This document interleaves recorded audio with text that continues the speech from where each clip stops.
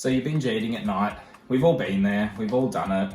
Overeating, sitting on the couch, just reaching for whatever's in the pantry. Even things we don't even like, we just start to eat by the end of it and then think, why the hell did I even eat that? It's not even something I enjoy eating.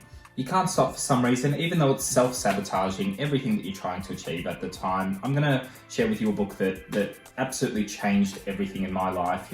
When I was overweight and I was having all these challenges with, dropping the weight, and it all came down to food, as we all know. But we're watching ABOT After Hours, so I'm going to be reviewing all things health and fitness related and sharing with you some tips and tricks that have worked for me in the past, so or currently now. So if you enjoyed this content, please subscribe now, just below.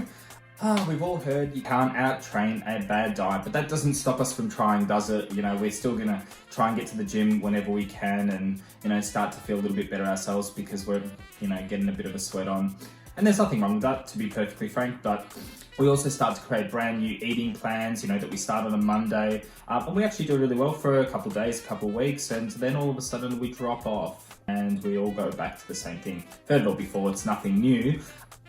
We all understand the fundamentals about losing weight, which is going to be eat a little bit less, move a little bit more, get some good sleep, and try and stress a little bit less. So we understand the actual formula, but there's one key piece, or there's one thing that actually, brings this all together, and we seem to neglect it all the time, and that's the brain. We need to understand the brain. This is something that Katheryn in her book actually uncovers really well, and this is why it's going to be so powerful for you to actually read this book and understand what it's trying to pitch to. So the description of the book is: Brain Over Binge provides both a gripping personal account and an informative scientific perspective on bulimia and binge eating disorder.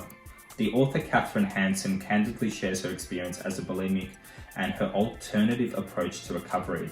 Brain Over Binge is different than other eating disorder books, which typically present binge eating and purging as systems of a complex emotional and psychological problems. So this refers to where we sometimes think, I eat at night for some particular reason, because of my childhood, I comfort eat, and she actually dispels those myths, and that's why it's a very interesting read, and that's why you'll actually realize, you don't need to put some of those excuses out there. Katheryn disputes this mainstream idea and explains why traditional eating disorder therapy failed her and fails many. She explains how she came to understand her bulimia in a new way as a function of the brain, and how she used the power of the brain to recover quickly and permanently.